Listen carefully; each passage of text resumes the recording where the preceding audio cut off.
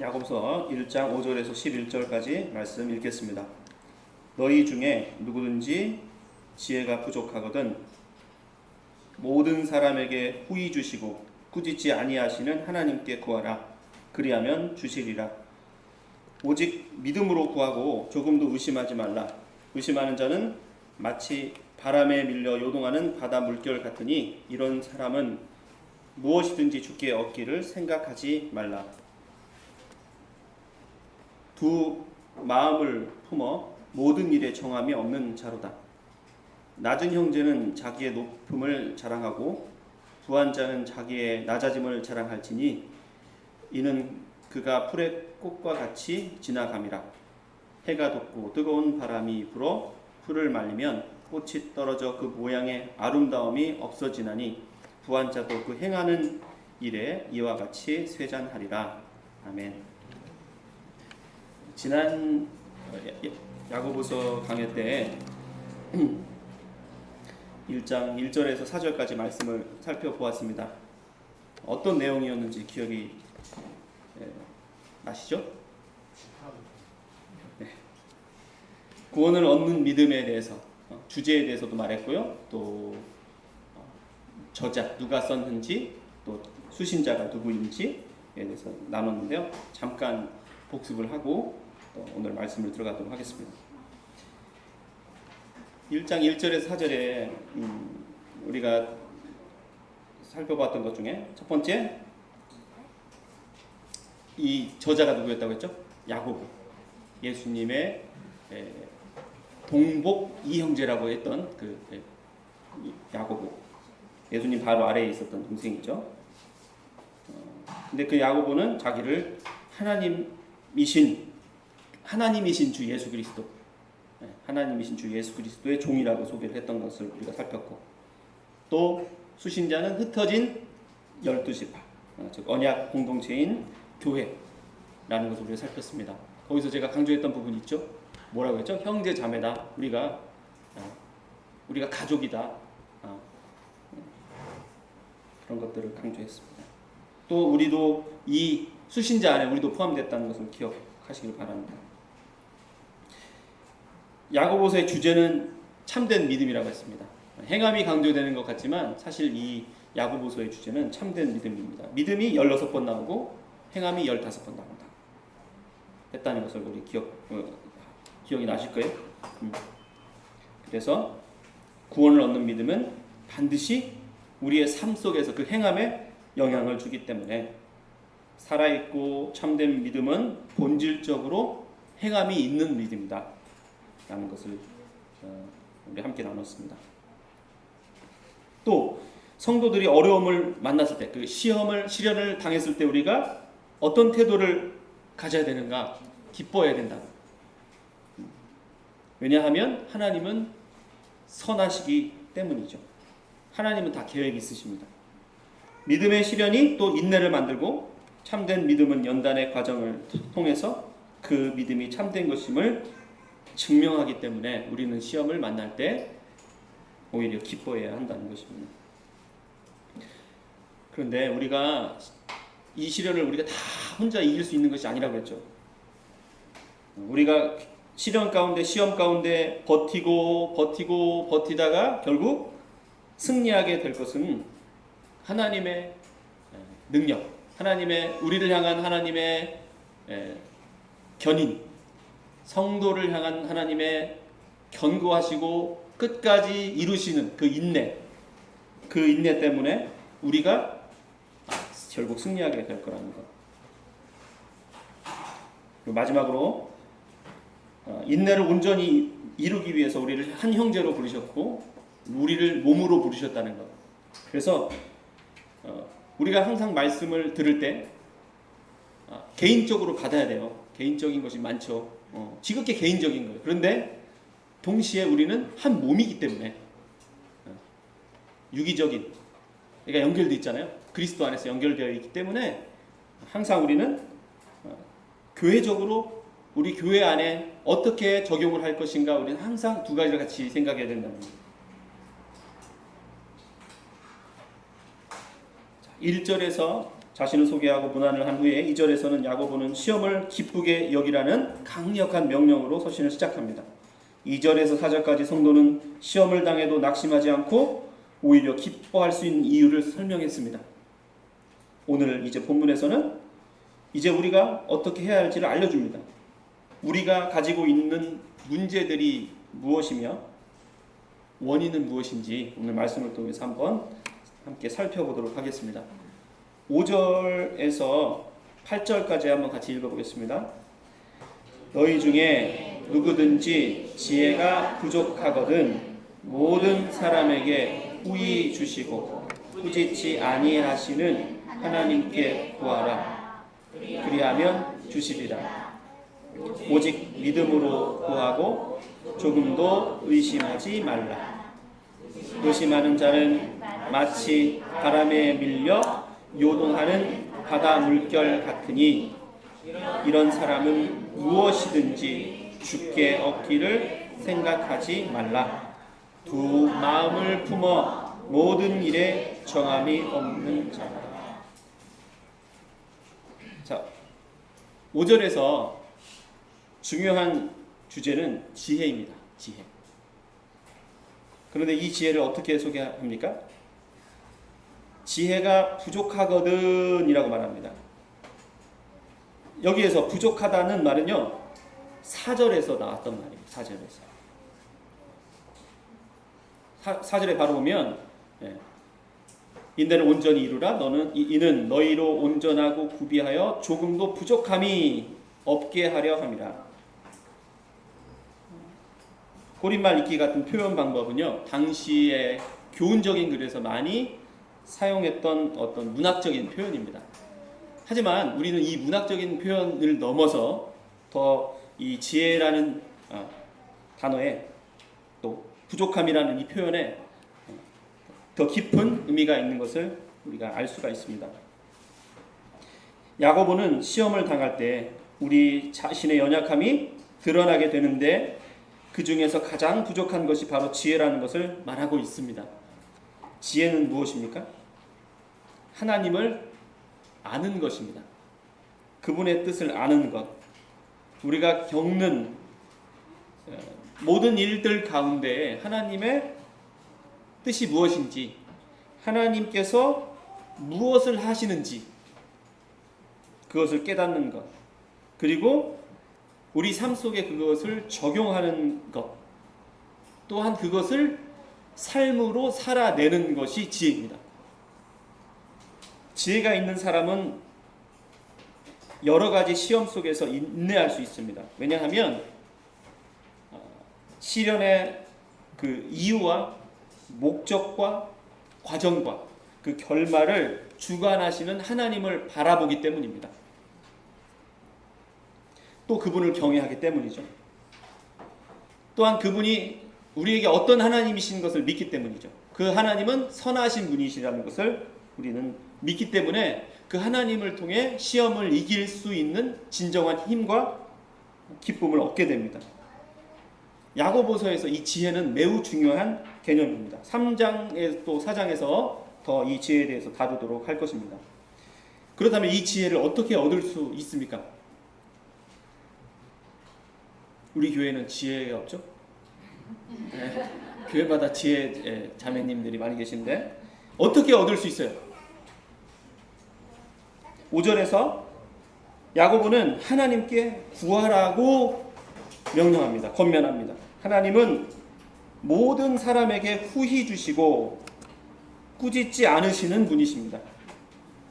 우리가 하나님께 구할 것은 바로 지혜입니다. 하나님께 받은 지혜를 통해 우리는 하나님의 관점으로 지금 당하고 있는 환난과 시험을 바라볼 수 있게 됩니다. 우리가 지혜를 통해서 무엇을 생각할 수 있습니까? 사실 이 문제가 어떠한 외부적이고 물질적인 부분이 아니라 우리 안에 있는 문제, 내부적이라는 것을 우리는 먼저 생각해 볼 수 있습니다. 후히 주신다라는 말에서 하나님께 후히 주시는 후히라는 단어는요 두 가지 의미가 있습니다. 첫 번째는 풍성하게 주저없이 관대하게라는 뜻입니다. 두 번째는 순수하게, 순전하게라는 뜻입니다. 하나님은 지혜를 구하는 자들에게 풍성하게 주저없이 주시되 순전한 마음으로 주시는 분이십니다. 자, 이런 하나님은요, 나중에 5장에 보면 5장 1절에서 5절에 보면 부자들에 대한 경고가 나오는데 그 부자들과 명확한 대조를 이룹니다. 부자들은 어떻습니까? 사치를 즐기고 인색하고 불의한 방법으로 부를 쌓고 자기를 위해 일한 자들에게 임금을 주지 않고 거짓과 사기와 방종이 가득한 사람들입니다. 하지만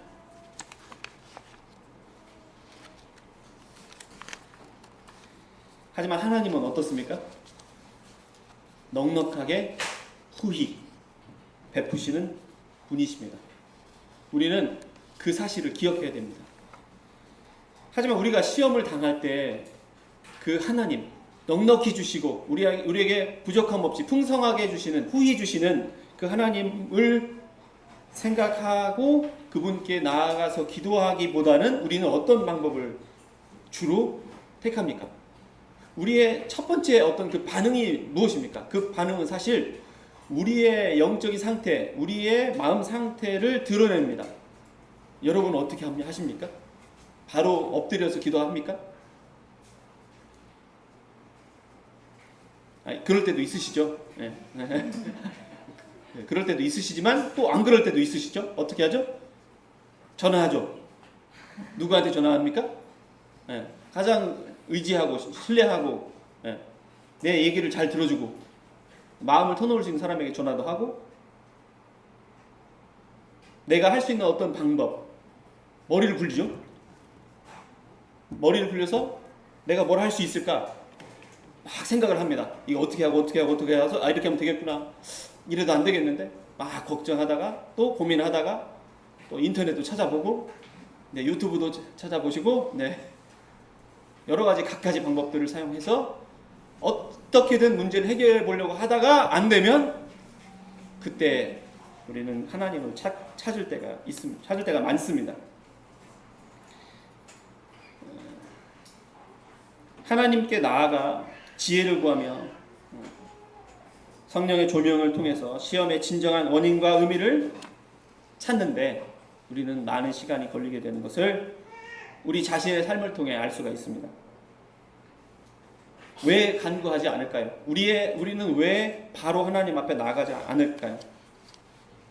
사실 우리의 마음 상태, 우리의 마음이 하나님께로 향해 있지 않기 때문입니다. 기도한다는 것은요, 우리의 마음이 하나님께 향해 있다는 것을 의미합니다. 하나님의 주권을 우리가 온전히 인정할 때, 그분을 믿을 때 우리는 그분께 나아가 기도하게 됩니다.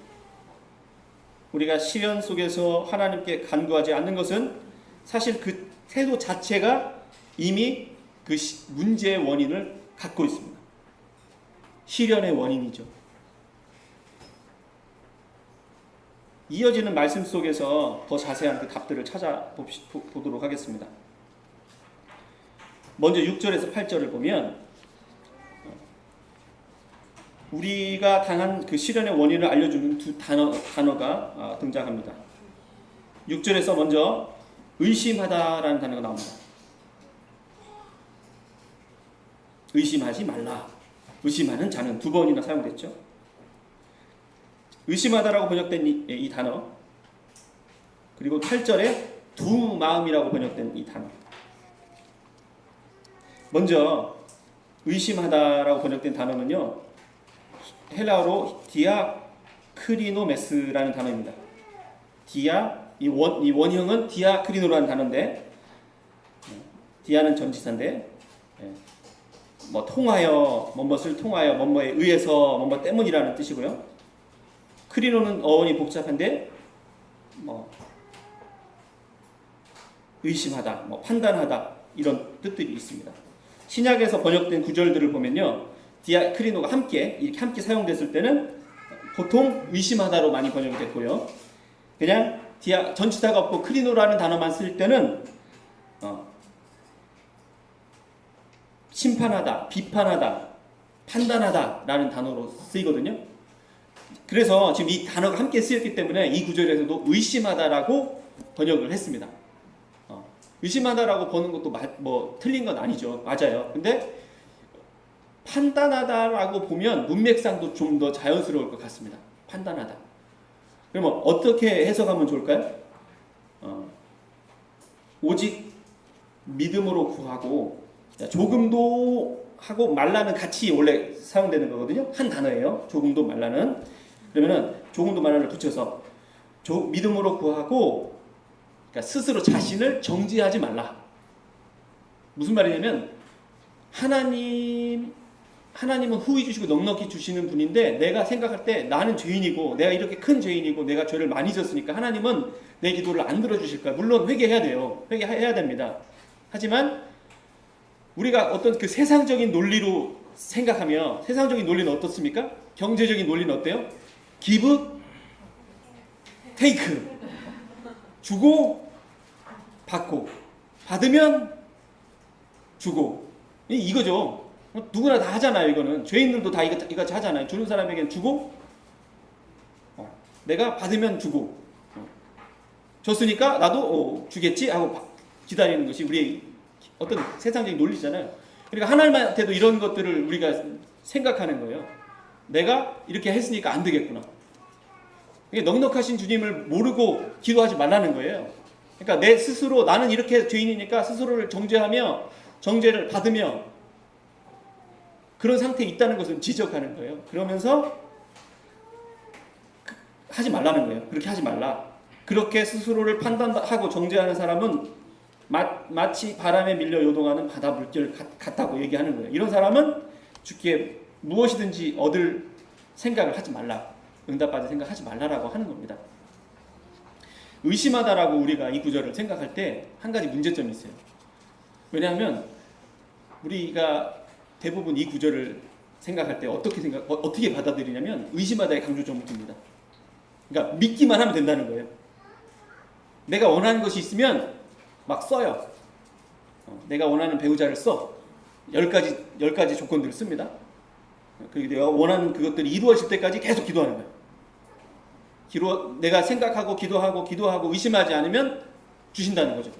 내가 원하는 집이 있습니다. 아파트를 사려고요. 그러면은 그 아파트 평수를 쓰고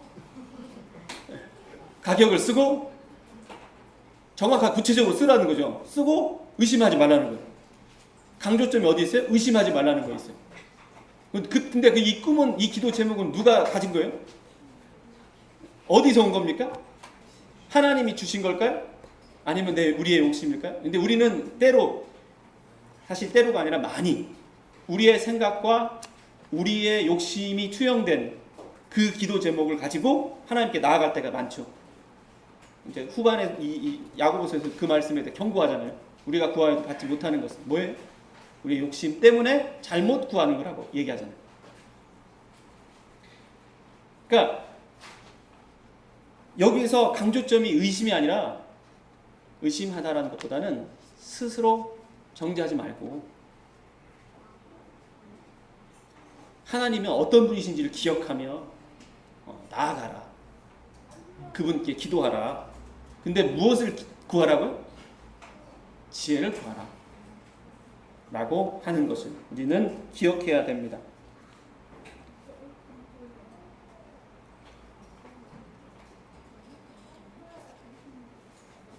우리는 의심하지 않고 믿기만 하면 되는 것이 아닙니다. 세상적인 방법이나 가치나 기준을 가지고 있기 때문에 우리가 잘못 구하고 있지는 않은지 돌아봐야 합니다. 우리는 보통 기도를 할 때 의심하지 않고 믿기만 하면 구하는 것은 모두 응답을 받게 된다는 잘못된 태도를 갖고 기도할 때가 많이 있습니다. 그래서 안 되면 떼쓰고, 떼써도 안 되면 투쟁하고, 그래도 안 되면 협박합니다. 그래서 금식도 하라고 합니다. 협박이 아니죠, 사실. 이거는 잘못된 태도입니다. 사실 기도하는 것은요, 우리가 우리의 뜻을 하나님께 주장하고 관철시키는 것이 아니고, 그걸 받아내는 것이 목적이 아니고, 우리가 하나님의 뜻 앞에, 하나님의 말씀 앞에 우리의 마음을 내려놓는 거예요. 그 말씀에 우리가 순종하겠다고 고백하는 것을 말합니다. 그분의 뜻이 우리의 삶 가운데 이루어지기를, 그분의 나라가 우리 가운데 우리 삶 속에서 이루어지기를, 우리 교회 가운데, 우리 가정에, 우리 나라에 이루어지기를 기도하는 것이, 간구하는 것이 참된 예수님이 우리에게 알려주신 기도의 방법입니다. 야고보는 8절에서 여러 가지 시험의 근본적인 원인이며 뿌리가 되는 것이 두 마음이라고 말합니다. 8절 한번 읽어볼까요? 두 마음을 품어 모든 일에 청함이 없는 자로다.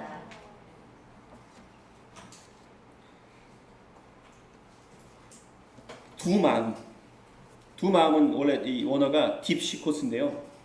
딥시코스라고 읽을 수 있는데, 나누어진 마음을 말합니다. 어떤 마음입니까? 세상을 향한 마음과 하나님을 향한 마음. 세상의 헛된 것들을 의지하는 마음과 또 하나님을 의지하는 마음. 세상의 가치와 기준과 어떤 유행과 풍조에 쉽게 마음을 빼앗긴 그런 마음과, 또 하나님을 믿기 때문에 하나님의 말씀에 순종해야 되는 마음, 또 하나님을 향해서 내 마음을 쏟아내는 그런 마음. 그런데 이 두 마음이 있기 때문에 어느 한쪽에도 집중할 수 없게 되는 거죠. 하나님과 세상 사이에서 계속 고민하게 됩니다. 이것이 우리의 근본적인 원인이라고 말합니다. 그리고 이제 이어서 9절에서 11절에서 그 두 마음에 대해서 더 자세하게 다룹니다. 우리 9절에서 11절까지 말씀 같이 읽겠습니다. 낮은 형제는 자기의 높음을 자랑하고 부한 자는 자기의 낮아짐을 자랑할지니 이는 그가 풀의 꽃과 같이 지나갑니다. 해가 돋고 뜨거운 바람이 불어 풀을 말리면 꽃이 떨어져 그 모양의 아름다움이 없어지나니 부한 자도 그 행하는 일에 이와 같이 회전하리라.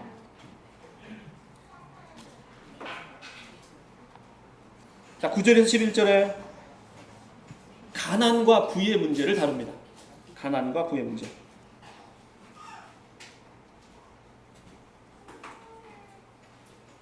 이 두 마음이 왜 생겼냐는 거죠. 거기에 대해서 이렇게 이야기하는 겁니다. 자, 이와 비슷한 내용이요. 이와 비슷한 구조가 4장과 5장에서도 나옵니다. 4장 1절에서 11절에서요. 먼저 기도와 욕심, 그리고 세상을 사랑하여서 나누어진 두 마음을 말합니다. 비슷하죠? 그리고 나서 4장 13절에서부터 5장 6절까지는 부와 가난과 부에 대한 문제를 다룹니다. 똑같은 구조예요. 부와 가난의 문제는요, 성도의 마음이 나누어지는 가장 핵심적이고 강력한 원인이기 때문입니다. 경제적인 건 사실 우리는 무시할 수 없습니다. 또한 이 당시 우리가 살고 있는 우리 지금 살고 있는 이 시대에서도 마찬가지지만, 특별히 이 당시에도 이 야고보서를 처음 받아서 읽었던 1차 독자들이었던 그 사람들, 흩어진 교회들, 그들이 갖고 있었던 문제가 무엇이었을까요? 대체로 이들은 주변에 흩어져 살았을 거예요. 조금 더 자유로울 수 있는 곳, 조금 더 안전한 곳. 대체로 팔레스타인의 주변, 변두리 또는 소아시아 북쪽과 같은 로마 제국의 어떤 변방들에 살았던 이 사람들. 여러분 혹시 타지 생활 해보셨어요? 타지 생활 지나는데, 타지 생활 하고 있죠? 사용자님도 그렇고 고향이 여기가 아니잖아요. 그렇죠? 타지 생활하는 것이 정말 쉽지는 않습니다. 그렇죠? 주변인으로 살아야 되고 또 내가 의지할 사람이 별로 없어요. 하지만 내가 고향에 살면 친척도 있고 인맥도 있고 많이 있잖아요. 여러 가지가 편리하고 다 알고 익숙하고. 근데 이 사람들도 지금 자기가 살던 곳이 아니라 흩어져서 살고 있습니다. 주변인으로 살고 있어요. 경제적으로 넉넉하지는 않았을 거예요. 근데 성경에 오늘 이 야고보서에 보면 분명히 경제적으로도 부한 사람들도 있었을 겁니다. 당시에 부자는 아주 소수였어요. 절대적인 아주 강력한 부자들은 뭐 지주들이었겠죠. 또 사업가들은 중산층이었겠지만 그 사람들도 적었고 대부분은 소작농으로 살았을 것입니다. 그러한 상황 속에서 성도들이 경제적으로 많이 여유롭지는 않았을 것입니다. 그런데 하나 둘씩 그 안에 이제 전도가 되기도 하고 들어왔을 거 아니에요. 경제적인 사람, 돈이 많은 사람도 이장에 보면 나오잖아요. 그 사람들 왔을 때 어떤 태도를 취하느냐라는 것을 볼 때 이 부한 사람 분명히 교회 안에 있는 형제들이었을 가능성이 큽니다. 이런 세상 문화가 이제 교회 안으로 점점 들어옵니다. 경제적인 논리가 들어옵니다. 그러면서 점점 그 물질적인 것을 동경하게 되고 또 경제적인 것을 자랑하는. 우리 한국도 그 체면 문화가 심하잖아요. 근데 이 당시에도 이 체면, 명예라는 것이 지금 못지않게 아주 중요한 사회였습니다. 그래서 그런 것들을 자랑하는 것들이 아주 큰 문화였습니다. 그래서 자신의 성공을 자랑하거나 자신의 어떤 경제적인 것을 자랑하거나 자신의 자식의 어떤 성공을 자랑하거나 이런 것들 많이 있었을 것입니다. 그것이 어떻게 보면 교회가 직면하고 있었던 문제였을 수도 있습니다. 9절에서 뭐라고 말합니까? 낮은 형제는 자기의 높음을 자랑하고, 여기서 낮은 형제는요 경제적으로 어려운 성도를 말한다고 볼 수 있습니다. 어떻게 하라고 합니까? 자기의 높음을 자랑하래요. 높음이 뭘까요?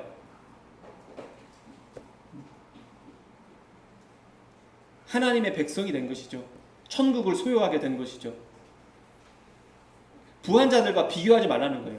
왜냐하면 우리의 근본적인 우리 정체성이, 우리의 시민권이 어디에 있냐는 것이죠. 그것이 하늘에 있다는 거예요. 오히려 그들의 높아진 신분, 하나님의 자녀로 하나님의 나라를 소유한 자로 예수 그리스도 안에서 함께 하늘에 앉게 된, 에베소서의 말씀에 보면 우리를 하나님과 예수 그리스도와 함께 앉게 하셨다고 했잖아요. 그것을 자랑하라는 거예요. 이어서 부한 자들은 경제적으로 좀 여유롭고 부한 자들을 말합니다.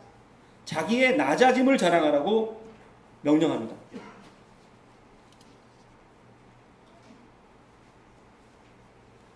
우리는 기복신앙에 대한 어떤 그 강한 반작용으로 인해서 성도들이 뭐 경제적인 것을 절대 소유하면 안 된다, 부자가 되면 안 된다 라고 생각하는 경향이 있습니다. 하지만 하나님께서 허락하실 수도 있습니다. 다만 이런 것들을 많이 가진 사람들 오히려 많은 유혹과 어려움을 당할 수 있다는 사실을 기억해야 하고 더 잘 관리해야 한다는 것을 우리는 분명히 기억해야 합니다. 부한 성도들은 무엇을 자랑해야 합니까?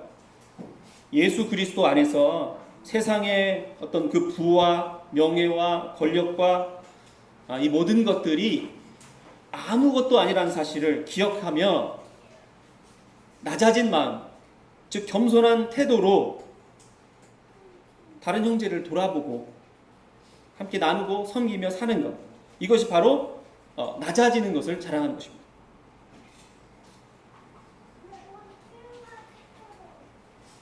10절 후반절에서 11절까지는 이사야서 40장 6절 7절 말씀을 인용한 구절입니다.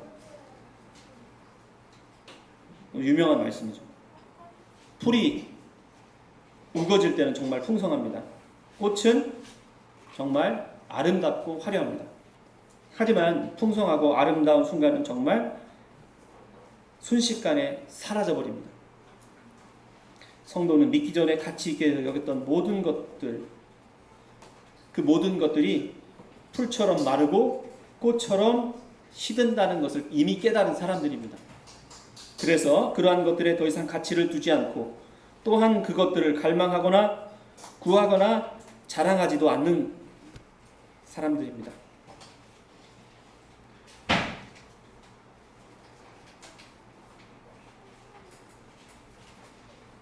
성도는 무엇을 자랑해야 합니까? 우리는 무엇을 자랑해야 합니까?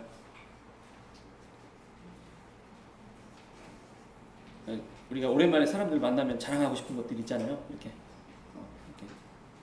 확 올라오잖아요. 뭘 자랑해야 할까요?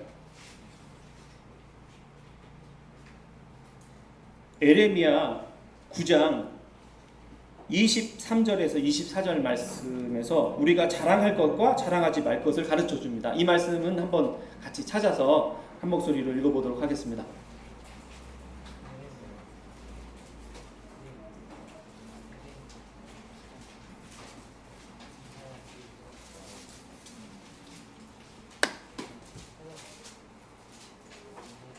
예레미야 9장 23절에서 24절까지 말씀입니다.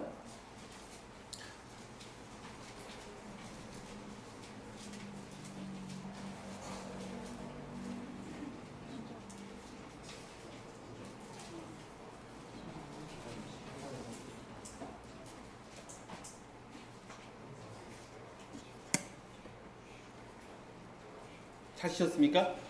같이 한 목소리로 읽겠습니다.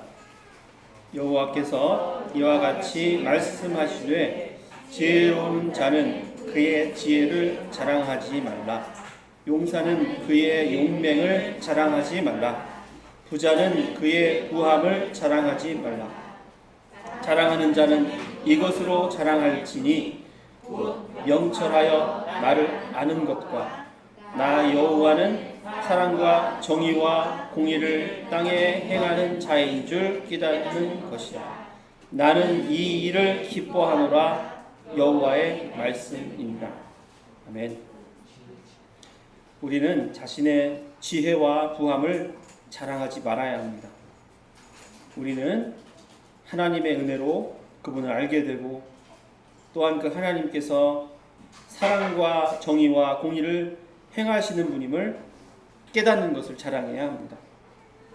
하나님의 성품과 그분께서 하시는 일을 깨닫는다는 것은 무엇입니까?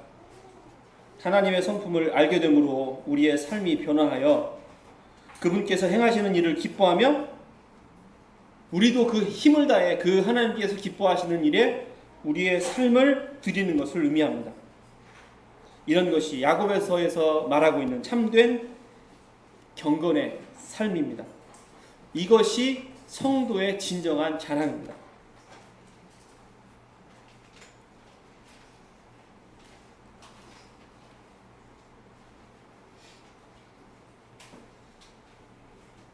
우리가 당한 시험은 무엇입니까?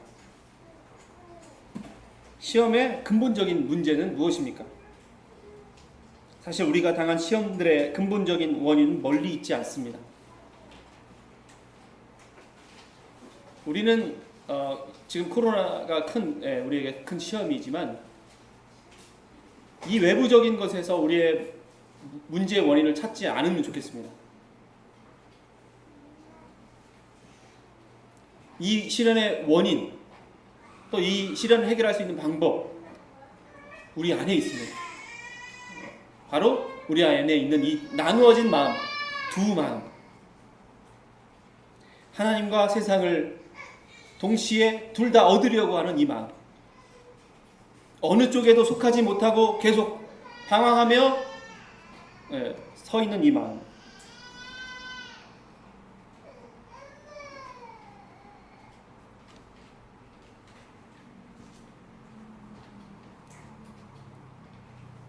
세상적인 부와 명예 또는 권력 때문에 시기하거나 불평하거나 비교하지는 않았는지 우리 자신을 돌아보기를 바랍니다. 우리는 절대 하나님과 재물을 동시에 섬길 수 없다는 것을 기억해야 합니다. 요즘 우리는 사람들에게 무엇을 자랑합니까? 또 우리는 우리 예길교회를 다른 사람들에게 뭐라고 소개하며 자랑합니까? 우리 교회 좋은 거 많죠. 근데 뭐가 제일 자랑할 거예요? 잘 생각해 보시기 바랍니다. 그리고 사람들에게 자랑할 때 그것이 우리가 잘못 생각하고 있는 어떤 우리의 의의가 아닌지 기억해 보시길 바랍니다. 혹시 우리의 자랑하는 것들이 여전히 우리 자신의 어떤 지혜입니까? 내가 이룬 것들입니까? 세상적으로 성공한 것들입니까? 또 우리가 하나님께 지금 구하고 있는 것이 무엇인지, 우리가 기도하시잖아요. 기도할 때 구하고 있는 것이 무엇인지를 돌아보기를 바랍니다. 그분을 아는 지혜를, 그리고 그분의 뜻 앞에서 내 뜻을 내려놓고 순종할 수 있기를 구하고 있습니까? 아니면 내가 생각하고 내가 판단하고 내가 결정해서 내 마음대로 나를 위해 세운 내 기도 제목을 위해서 하나님께 기도하고 있지는 않습니까? 우리는 이미 수많은 은혜를 받았습니다. 이미 하늘을 가진 사람들입니다. 믿음의 보상으로 우리는 이 세상의 것들을 더 이상 받을 필요가 없습니다. 하나님이 필요하면 주십니다. 그래서 우리는요, 경제적으로 어려워도 또는 조금 부유해도 그것이 어떻게 우리의 수치가 될 수도 없고요. 또 그것이 좀 부유했다고 그것이 우리의 자랑이 될 수 없습니다. 우리에게 주어진 것들은 일시적인 것들입니다. 우리에게 맡기신 것들이기 때문에 우리는 그것들을 잘 사용하고 또 하나님의 나라를 위해, 하나님의 뜻을 위해 잘 사용하면 되는 것입니다. 하나님께서 어떤 분이신지를 알고 그분께서 행하신 일을 기뻐하며 그 일에 동참하는 우리 모두가 되길 바랍니다. 우리를 한 몸으로 부르신 것을 기억하며 헛된 자랑을 버리고 서로 비교하거나 시기하거나 불평하거나 싸우거나, 이것도 싫으니까 그냥 아예 무관심하거나. 사실 이 말씀을 준비하면서 저는 얼마나 또 성도들을 생각하고 관심을 가졌는지, 이 말은 뺄까? 네, 빼면 안 되겠죠. 저도 듣고 함께 순종했으면 좋겠습니다. 서로가 사실 이 코로나라는 위기가 때문에 우리는 더 우리의 교회가 더 우리의 믿음의 진가를 발휘할 수 있는 기회가 아닌가. 월요일에 목사님들 모임하면서 우리 목사님께서, 전민 목사님이 그런 얘기 하시더라고요. 이 코로나 때문에 우리 교회의 직분이 더 빛을 발할 때가 아닙니까? 성도들에게 필요한 말씀을 목회자는 공급을 하고, 장도들은 우리 교회는 장로님이 없지만 여튼 장로들은 그 각 어려움에 빠진 성도들을 돌아보며 신방하고, 집사님들은 또 이렇게 성도들이 경제적으로 어려운지 어떤 형편이 어려운지를 돌아보며 그들을 구제하고, 사실 우리의 믿음의 진가가 더 발휘되고 빛을 발할 수 있는 기회가 지금 이때인데 우리는 얼마나 그것들을 했는지, 서로 그냥 편하게 쉬고 이것이 익숙하게 되다 보면 이제 모이는 것도 잘 하지 못하게 되고 그렇게 될까봐 걱정이 되기도 합니다. 사실 왜냐면 습관이 될 수 있잖아요. 우리에게 계속 안 모이고 못 모이고 그러다 보면 제 자신도 그래요. 제 자신부터 그냥 이 사람은 습관이 무섭거든요. 그래서 우리 자신에게 이 말씀을 적용하면서 또 내 자신만이 아니라 계속 강조했던 것처럼 야고보서 이 말씀을 내 자신만이 아니라 우리 공동체 형제를 돌아보며 우리 교회에게 주신 말씀으로 받아 우리가 교회적으로 적용해서 우리에게 주신 이 여러 가지 시험들을 함께 이겨내고 또 함께 지혜를 구하고 그렇게 나아가기를 원합니다. 마지막으로 우리 하나님은 어떤 분이셨는지 기억하며 말씀을 마치고자 합니다. 하나님은 어떤 분이시죠? 이 부자들, 부자들은 야고보서에서 계속 강조하는 것이 자기만 알고 인색하고 사기치고 방종하는 건데 하나님 어떤 분이시라고요? 반대. 넉넉하시고 풍성하시고 순전하시고 그렇게 우리를 받아주시는 분이라고 합니다. 그래서 우리 함께 그분 앞에 나아가길 원합니다. 함께 기도하겠습니다. 하나님, 오늘도 우리에게 함께 말씀을 듣고 또 함께 고민하며 하나님 말씀 앞에 설 수 있는 시간을 주시니 감사합니다. 함께 모여 예배할 수 있게 하시니 감사합니다. 하나님 주신 말씀을 가지고 우리가 함께 고민하며 함께 적용하며 함께 말씀으로 살아낼 수 있도록 주님 은혜해 주시길 원합니다. 하나님이 주신 지혜, 그 지혜를 가지고 우리가 서로를 함께 돌아보며 더욱 사랑하기에 힘쓰며 더욱 하나 되기에 힘쓰는 저희들 될 수 있도록 또 모이기가 힘들지만 더 서로를 여러 가지 방법을 통해 서로를 돌아보며 또 모이기에 힘쓰는 저희들 될 수 있도록 은혜해 주시길 원합니다. 이 모든 말씀 예수님 이름으로 기도합니다. 아멘. 찬송가 3장